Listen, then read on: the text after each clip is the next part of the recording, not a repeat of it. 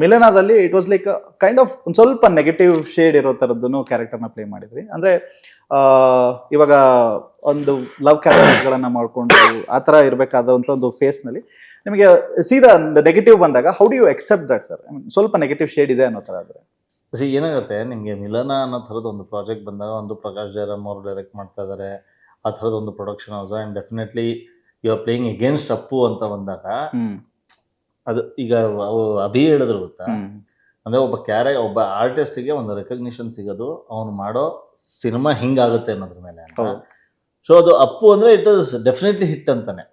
ಅಂದರೆ ಅವರ success rate ಹಂಗಿದೆ ಅಪ್ಪು ಅವ್ರದ್ದು. ಆ್ಯಂಡ್ ಇವತ್ತಿಗೂ ನಾನು ಅದು ಬಿಟ್ಟು ಸಾಕಷ್ಟು ಸಿನಿಮಾ ಮಾಡಿದ್ರು ಇವತ್ತಿಗೂ ಜನ ಹೇಳೋದು ನೀವು ಮಿಲನಲ್ಲಿ ಮಾಡಿದ್ದೀರಾ, ನೀವು ಮಿಲನಲ್ಲಿ ಮಾಡಿದ್ದೀರಾ, ಅದು ಅದರದ್ದು ಅಂದರೆ ಮೈಲೇಜ್ ಅಂತ ಹೇಳ್ತಾರಲ್ಲ. ಸೊ ಹಾಗಾಗಿ ಇನ್ಫ್ಯಾಕ್ಟ್ ನನಗೆ ಆ್ಯಕ್ಚುಲಿ ಸರ್ಪ್ರೈಸಿಂಗ್ ಆಗಿತ್ತು. ಅವರು ನನಗೆ ಕರೆದುಬಿಟ್ಟು ಕತೆ ಇದನ್ನು ಹೇಳಿದಾಗ ನಾನು ಹೋಗ್ಬಿಟ್ಟು ಹೇಳಿದ್ದೇನೆ, ನಿಜವಾಗ್ಲೂ ಅಪ್ಪು ಜೊತೆ ನನ್ನನ್ನು ಆ್ಯಕ್ಟ್ ಮಾಡಿಸ್ತಾ ಇದ್ದಾರೆ, ಅಪ್ಪು ಎಗೇನ್ಸ್ಟಿಗೆ ಆ್ಯಕ್ಟ್ ಮಾಡಿಸ್ತಾ ಇದ್ದಾರೆ ಅಂತ. ಬಿಕಾಸ್ ನಾನು ಇಮ್ಯಾಜಿನ್, ಫಸ್ಟ್ ಆಫ್ ಆಲ್ ನಾನು ವಿಲನ್ನಾಗಿ ನಾನು ಇಮ್ಯಾಜಿನ್ ಮಾಡಿರಲಿಲ್ಲ. ಅಂದರೆ I had imagined about character artist ಆಗಿರ್ಬೋದು ಅಥವಾ ಸಪೋರ್ಟಿಂಗ್ ರೋಲ್ ಆಗಿರ್ಬೋದು, ಆ ಥರದ್ದು ಇಮ್ಯಾಜಿನ್ ಮಾಡಿದ್ನ ಹೊರತು ನಾನು ನೆಗೆಟಿವ್ ಮಾಡ್ಬೋದು ಅನ್ನೋದು ಆ್ಯಕ್ಚುಲಿ ನಾನು ಅದನ್ನು ಮಾಡಿದಾಗಲೂ ಎಷ್ಟೊಂದು ಜನ ಕನ್ವಿನ್ಸಿಂಗ್ ಆಗಿರಲಿಲ್ಲ. ಓಕೆ, ನೀನು ಹೆಂಗೆ ನೆಗೆಟಿವ್ ಮಾಡ್ತೀಯಾ, ನಿನ್ನ ಫೇಸ್ ಹಂಗೆ ಇಲ್ವೇ ಅಲ್ವಲ್ಲ ಅಂತೆಲ್ಲ ಹೇಳೋರು ನನಗೆ.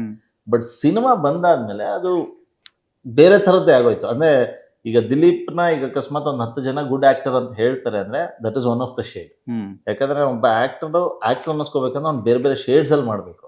ಒಂದೇ ಥರ ಮಾಡ್ತಾ ಇದ್ರೆ ಅದು ಆಗೋದಿಲ್ಲ. ಎಕ್ಸಾಕ್ಟ್ಲಿ. ಸೊ ಹಾಗಾಗಿ ನನಗೆ ಮಿಲನ ನನ್ನ ಕರಿಯರ್ಗೆ ತುಂಬ ಕಾಂಟ್ರಿಬ್ಯೂಟ್ ಮಾಡಿದ್ದಾರೆ. ಓಕೆ, ಆ್ಯಂಡ್ ಐ ಥಿಂಕ್ ನೀವು ಡಬ್ಬಿಂಗ್ ಕೂಡ ಮಾಡ್ತಾ ಇದ್ರಿ, ಬಹಳಷ್ಟು ಸಿನಿಮಾಗಳಿಗೆ ನಿಮ್ಮ ಒಂದು ಧ್ವನಿನ ಕೊಟ್ಟಿದ್ದೀರಾ. ಐ ಮೀನ್ ಆ ದಿನಗಳಲ್ಲಿ ಕೇಳಬೇಕು ಅಂತ ಹೇಳಿದ್ರೆ ನನಗೆ ನೀವು ಮಾತಾಡ್ತಾ ಇದ್ರೆ ಚೇತನ್ ಸರ್ದು ಫೇಸ್ ಒಂದೊಂದ್ಸರಿ ಹಿಂಗೆ ಫ್ಲಾಶ್ ಆಗ್ತಾ ಹೋಗ್ತಾ ಇರುತ್ತೆ. I mean that's lovely movie.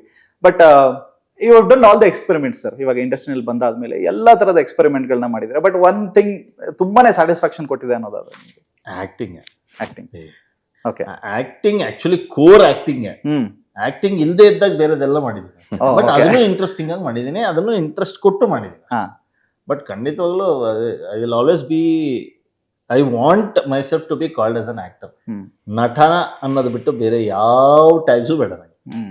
S, ಅಲ್ಲ ಐ ಮೀನ್ ನಾನು ವೆಲ್ಕಮ್ ಮಾಡ್ಬೇಕು ಕನ್ನಡದ one of the finest actors ಅಂತ ಅದನ್ನ ಮಾತ್ರ ಕೇಳಕ್ಕೆ ಇಷ್ಟಪಡೋದು.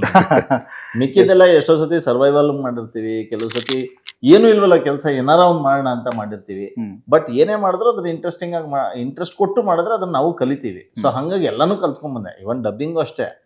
ನನಗೆ ಫಸ್ಟ್ ನಾನು ಮಾಡಿದ್ದೆ ಆ್ಯಕ್ಚುಲಿ ಜೋಗಿಗೆ ಅವ್ರು ಫೋನ್ ಮಾಡಿ ಕರೆದಾಗ ಡಬ್ಬಿಂಗ್ ನಾನು, ಯಾಕಂದ್ರೆ ನನ್ನ ತಲೆಲೂ ಇರಲಿಲ್ಲ ನಾನು ಡಬ್ಬಿಂಗ್ ಮಾಡಬೇಕು ಅನ್ನೋದು. ಅವ್ರು ಯಾರಿಗದು ಬಂತು ಐಡಿಯಾ ಅಂತಾನೂ ಗೊತ್ತಿಲ್ಲ. ಸುಮ್ಮನೆ ನೋಡೋಣ ಡಬ್ಬಿಂಗ್ ಬೇರೆಯವ್ರು ಮಾಡಿದ್ರೆ ಹೆಂಗಿರುತ್ತೆ ಅಂತ ಹೋಗಿ ಮಾಡಿದ್ದು ನಾನು. ಓಕೆ, ಬಟ್ ಅದು ಆಫ್ಟರ್ ಸಮ್ ಟೈಮ್ ಏನಾಗೋಯ್ತು, ಬರೀ ಡಬ್ಬಿಂಗಿಗೆ ಅಂತ ಕರೆಯಕ್ಕೆ ಶುರು ನೋಡ್ರು. ಓಪ್ಪ ನಾನು ಡಬ್ಬಿಂಗ್ ಆರ್ಟಿಸ್ಟ್ ಅಂತ ಹೇಳ್ಬಿಟ್ಟು ಇಲ್ಲ ನಾನು ಡಬ್ಬಿಂಗ್ ಮಾಡಲ್ಲ ಅಂತೇಳಿ ನಾನೇ ಸ್ಟಾಪ್ ಮಾಡಿದೆ ಅದು. ಓಕೆ,